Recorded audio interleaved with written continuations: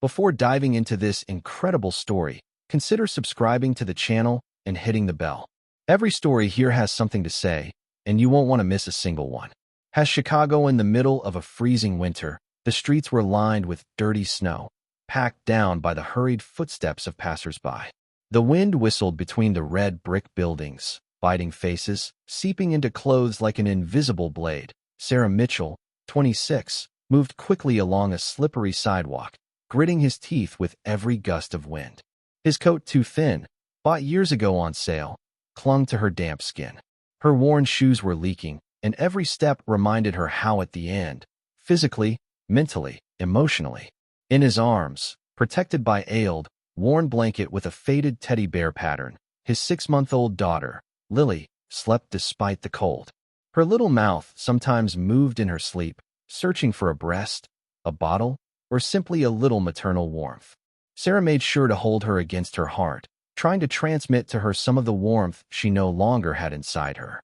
She was heading towards the local supermarket, a neighborhood store in the South Side, a few blocks from the dingy apartment she risked losing in the coming days. Lily's father had long since left, early in her pregnancy, gone without explanation, without goodbye, without responsibility. He'd left her empty promises and unpaid rent. Since then, Sarah has been fighting alone. A waitress in a disreputable bar in the evening, a delivery girl in the city streets during the day, she only had her clenched fists and her mother's lovey as an engine. But even that was starting to wear out. That morning, she had exactly $9.43 on her account. She knew. She had checked at the ATM. She hadn't eaten since the day before. No money to buy a coffee or a sandwich. But Lily needed couches. The dampness in his clothes was becoming a risk. His need was more urgent than his own. As she pushed open the door of the convenience store, a metallic clink announced her entrance. The interior smelled of plastic, cheap canned goods, and disinfectant. The fluorescent lights in the ceiling crackled faintly, casting a harsh light on the half-empty shelves.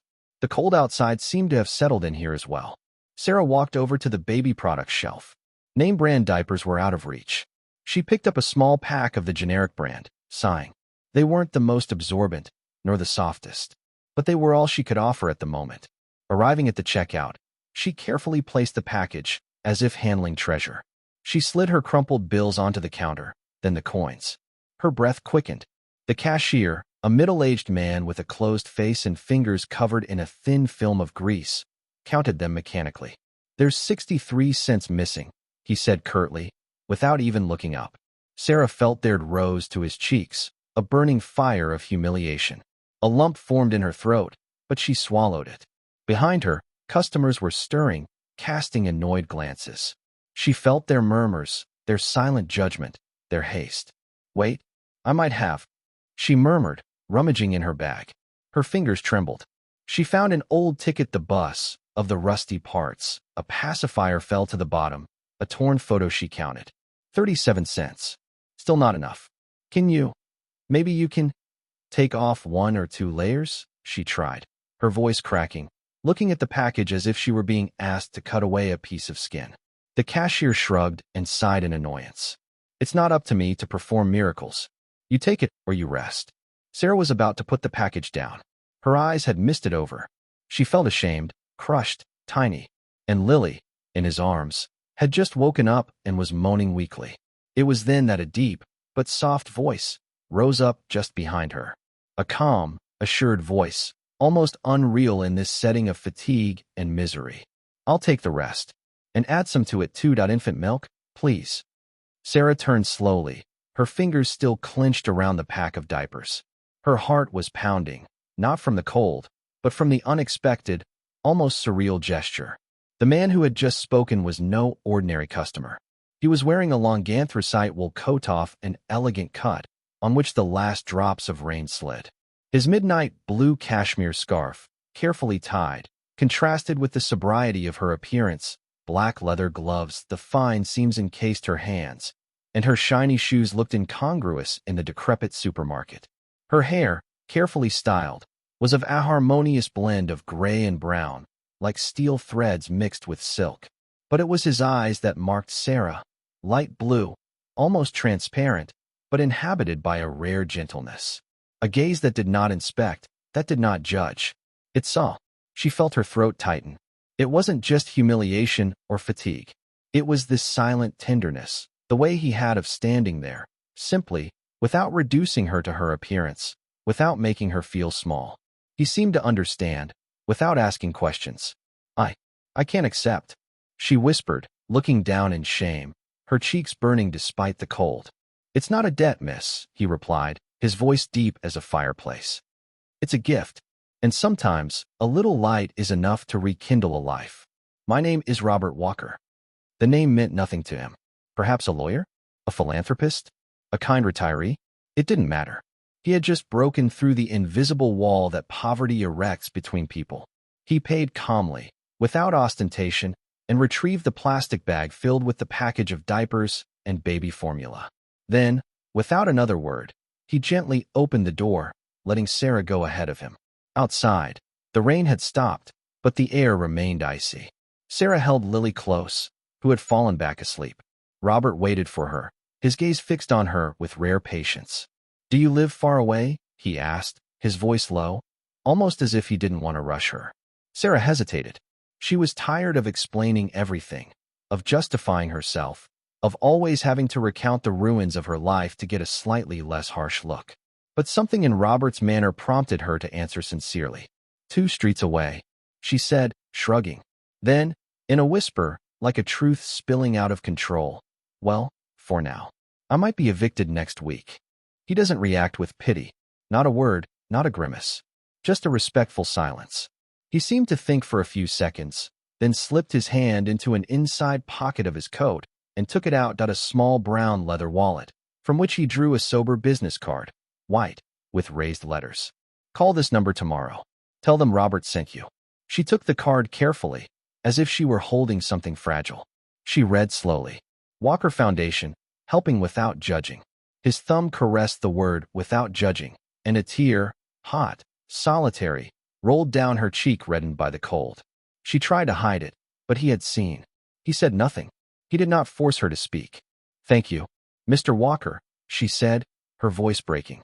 He smiled at her, a real smile, the kind you give without expecting anything in return. He nodded slightly, almost humbly. Thank you for holding on. You have more courage than you think. Then he turned on his heel and walked away, his figure slowly melting into the grayness of the street. Sarah stood there for a few moments, motionless. Her heart was still heavy, her situation unchanged, but something had shifted. As if a mane invisible had half-opened a door, somewhere, where she thought there were only walls. The next morning Sarah woke up with a knot in her stomach. Lily was babbling softly next to her, wrapped in a blanket on the mattress.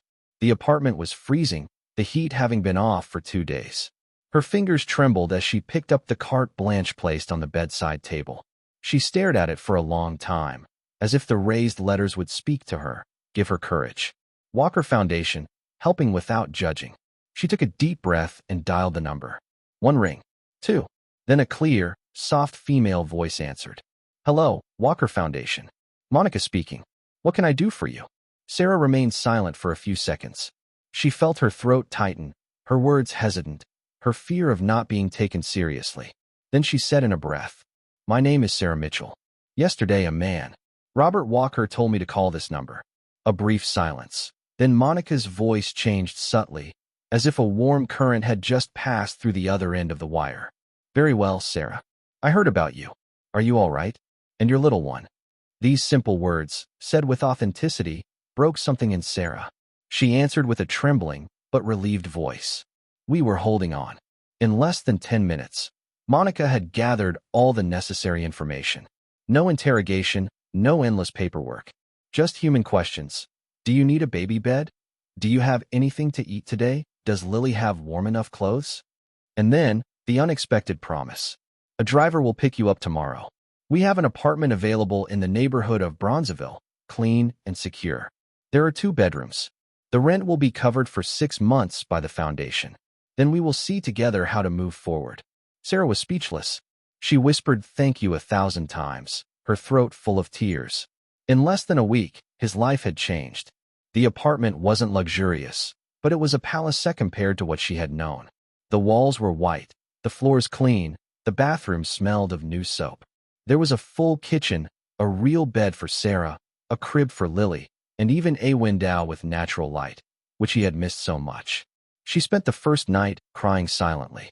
No cold, no fear, just gratitude, and a new feeling, security. But the foundation didn't just offer a roof over its head. In exchange for their support, Sarah had to attend a professional reintegration program, self-esteem workshops, CV writing, individual coaching sessions, discussion groups between women. At first, she went out of obligation, but she quickly realized that this program wasn't a channel. It was a launching pad. Week after week, Sarah regained confidence. She straightened her shoulders, found her voice again, learned to look at herself in a mirror without looking away. She realized that what she had experienced could become a force, a testimony. Thanks to the support of the foundation, she landed a job in a community center as junior social worker. She who was once ashamed to ask for help now became the one who reached out her hand. She listened to single mothers, lost young people, broken families. She knew their language, their pain, their silences. And that was precisely what made her indispensable. Little by little, she became a pillar of the neighborhood. She was respectfully called Miss Sarah. Her office was a haven of warmth, hot tea, and true words. She organized clothing distributions, parenting workshops, and support evenings for single mothers. But despite all she had built, she had never seen Robert again. He had appeared as a discreet angel, a catalyst for change, then slipped away into silence, as if he never wanted to be thanked. Sometimes, as she left the community center at the end of the day, she would stop for a few seconds, staring at the horizon, hoping to catch a glimpse of him around the corner. But he was never there. One day she asked Monica, "Robert, does he still come to the foundation?" Monica smiled softly. "He sometimes comes by, but he never stays long. He prefers to help from the shadows. He says the real heroes are those who get back up, not those who reach out." Sarah kept these words inside her like a mantra. 3 years later, the large amphitheater at Roosevelt University in Chicago was packed. Nearly 400 people had responded to the call of the annual conference on the child poverty and the reintegration of single mothers, organized by several partner NGOs. Local political figures, representatives of national associations, journalists, students, and also former beneficiaries of the program were present. At the center of the stage, a young woman with an upright posture and a luminous gaze adjusted her microphone. Sarah Mitchell was no longer the same. She was wearing a sober suit, midnight blue, her curly hair pulled back in a bun, and a name badge indicating her position. Sarah Mitchell, Deputy Director, Hope Mothers Program. The emotion in the room was palpable. She took a deep breath and looked at the crowd. Her voice, clear and calm, rose. 4 years ago, I was in a convenience store with my last $10 bill. I couldn't even afford diapers for my daughter. That day, a stranger reached out. Not to humiliate me, not to save me, but to remind me that I was still worthy. Murmurs rippled through the audience. Several faces tilted in emotion. Sarah paused, then continued, her eyes shining. Today, I lead a national program that helps more than 12,000 mothers to rebuild. And I know that none of this would have been possible without that moment. She paused for a longer time, and her eyes slowly scanned the crowd, as if searching for something or someone. So I would like to ask a question. Is it Robert Walkeries in this room? A discreet shudder ran through the room. Some turned around, and at the very back, almost leaning against the wall, a silver-haired man, dressed in a dark coat, stood up slowly. He hadn't changed, or rather, he had aged gracefully. Still that sober demeanor, that calm presence. But this time, it was he who seemed moved. Sarah walked firmly down the few steps onto the stage, then walked silently through the rows, as if the world had stopped. When she reached him, she said nothing. She took him in his arms, like a daughter reunited with a father, or like a survivor thanks her first savior. At length, sincerely. Then, in a low voice but enough for the microphones to pick up her words, she said, "You changed my life." Robert smiled softly, his eyes shining. "No, you did it yourself. I just reached out to you." He didn't add anything. He didn't need to. The auditorium, silent, rose as one for a standing ovation. In the months that followed, and in the initiative of the Foundation Council, Sarah was named Executive Director of the Walker Foundation, Robert taking a symbolic place within the Strategic Council. He was proud. not of having been a patron, but of having had the privilege of seeing, one winter day, the seed of a tree that others had not seen. Sarah transformed the foundation. She modernized the reception centers, developed a 24/7 digital listening and support platform, and created partnerships with daycare centers, hospitals, and even companies committed to the integration of single mothers. The program, Hope Mothers, initially local, became a national initiative. With antennas in more than 25 cities, he wore a new face of resilience, reconstruction, dignity. And in each box of diapers distributed by the foundation, carefully slipped between the packages, a small handwritten note on cream paper bore these words: "What you experience today does not define who you will be tomorrow." SM. This small piece of paper, humble and discreet, was sometimes kept preciously by women, pinned to the fridge, slipped into a diary, or stuck on a mirror. Because it said the essential thing. Because it came from someone who knew. And whenever she was asked how it all began, Sarah always replied, with a discreet smile, "A man paid for diapers." And that was enough to turn a life upside down.